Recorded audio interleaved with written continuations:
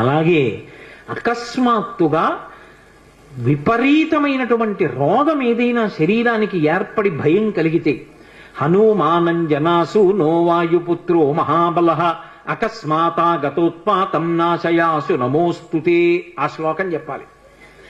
అకస్మాత్తుగా రోగం వచ్చింది, స్వామి నన్ను కాపాడండి, ఈ శ్లోకం చెప్పి ఆయనకి ప్రదక్షిణాలు చెయ్యాలి.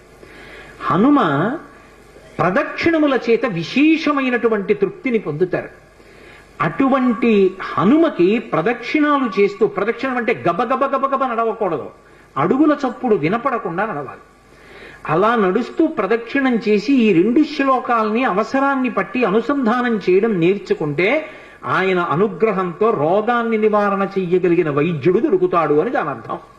ఆయన అనుగ్రహంతో రోగం పోతుంది. 2, ఆయన అనుగ్రహంతో ఎటువంటివైనా, అంటే నా ఉద్దేశం గొంతెమ్మ కోరికలు అని కాదు, నేను అమెరికా అధ్యక్షుడిని అయిపోవాలి అన్న కోరిక కాదు. ధార్మికమైన కోరికలు ఏవి ఉంటాయో వాటిని హనుమ తప్పకుండా అనుగ్రహించి తీరుతారు. అది పెద్దలు చెప్పిన మాట, నేను చెప్తున్న మాట కాదు.